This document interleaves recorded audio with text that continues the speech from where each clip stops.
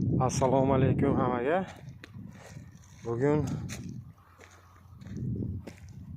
16-mart 25-yil Buxoro viloyati, Buxoro tuman. Biz bog'da mana bu joydagi uzumlarni kesib payvandlash jarayoni boshlagan. VCD seedless ham ulash nimasi boshlagan. Mana shunday payvand qilib tuproq bilan ko'milib ketyapti. Ulgurmayapmiz nima qilishga endi. Ertaga nimalar kelib qolsa payvandchilar yana payvandlash jarayoni boradi. VCD seedless degani.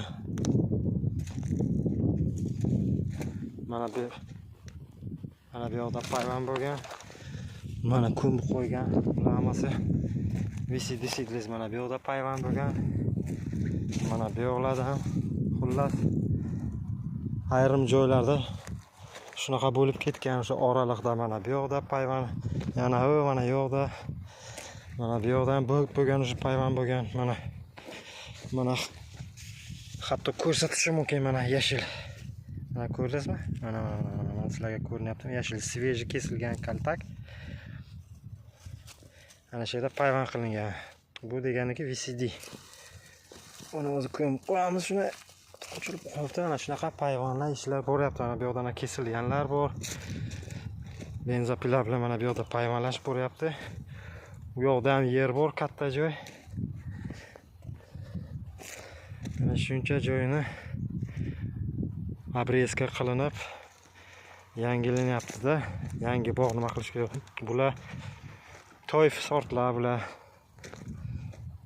Bitta yarimta nimalar bor, xullas o'sha joyda mana shularda hammasi iskana payvand bo'lib kesib bunaqa bo'lyapti. Mana bu yoqda ham mana payvand bo'lgan joy, ana shuncha joy bir boshdan kesilib, mana katta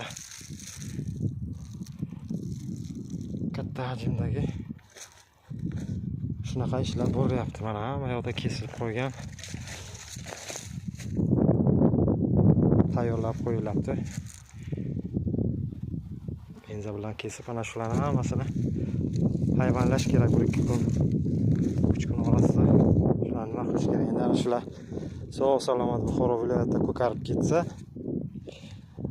VCD seedless bog'i agar Xudo xohlasa ko'karib ketsa, keyin yana ham yoz payti obzor qilishim mumkin. Mevasi bilan agar mevaga kirgan bo'lsa, yana ham yaxshi.